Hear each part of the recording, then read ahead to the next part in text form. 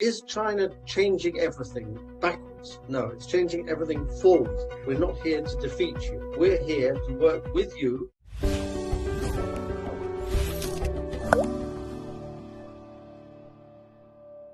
Do you think that China can actually really achieve a peaceful rise? I'm sure no surprise to Chinese who inherently did not think about hegemony and dominating other countries. You look at 5,000 years of history, it's been about staying within China's borders. It doesn't send armies about all over the world.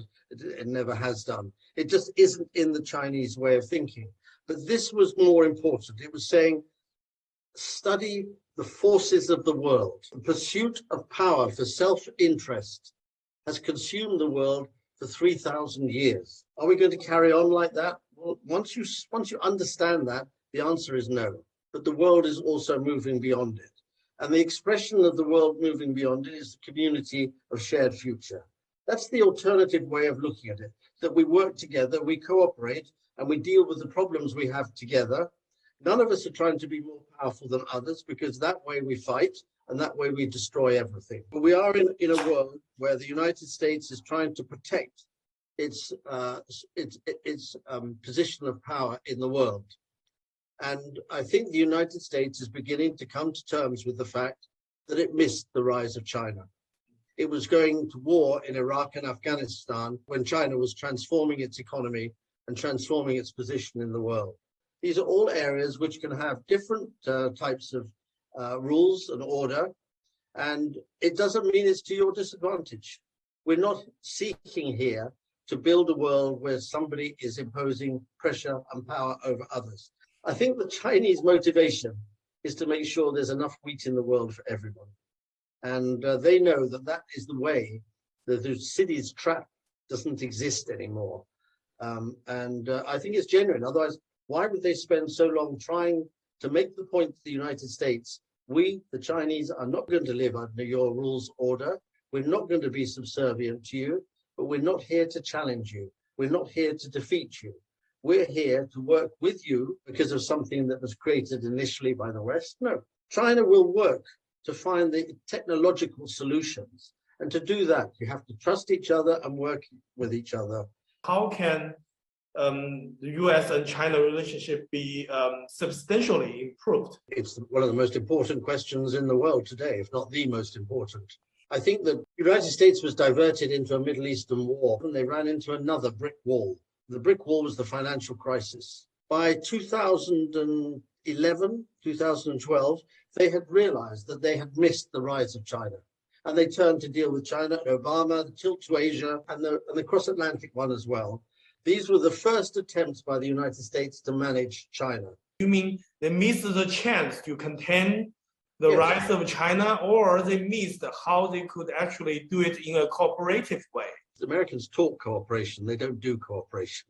It's not their style. The entry into WTO was transformatory for China. And when they realized that China had built trade surplus with the United States of the scale that Japan and South Korea and others had, and Germany had, they tried to make China stop.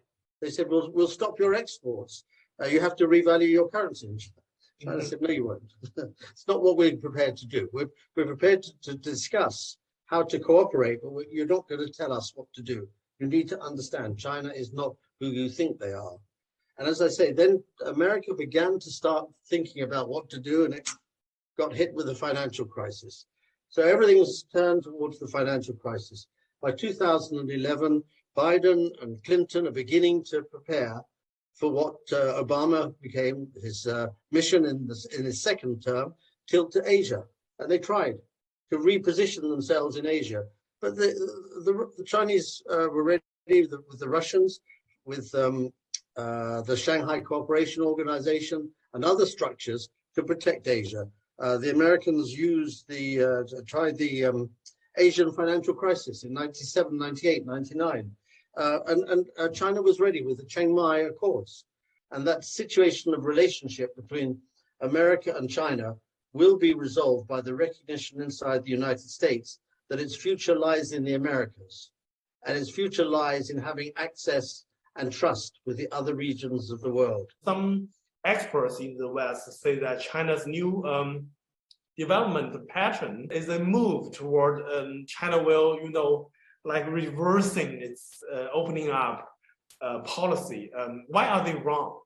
Is China changing everything backwards? No, it's changing everything forwards. You couldn't do what China's now about to do unless it had done what it's done. Because it's done what it's done, it can begin to transform China into a modern country. And I guarantee you that just as someone like me who went to China first in 1972 and saw a very poor country could not even begin to think of what China would look like in 2021. So I would say to people, you will not be able to recognize China in 2035, let alone 2049. It is transforming, but that process of transformation is through stages. They're not trying to modify and reform parts of an area to make it consistent with what they want to do. They're prepared to make radical changes across the board. And that's what we have to make.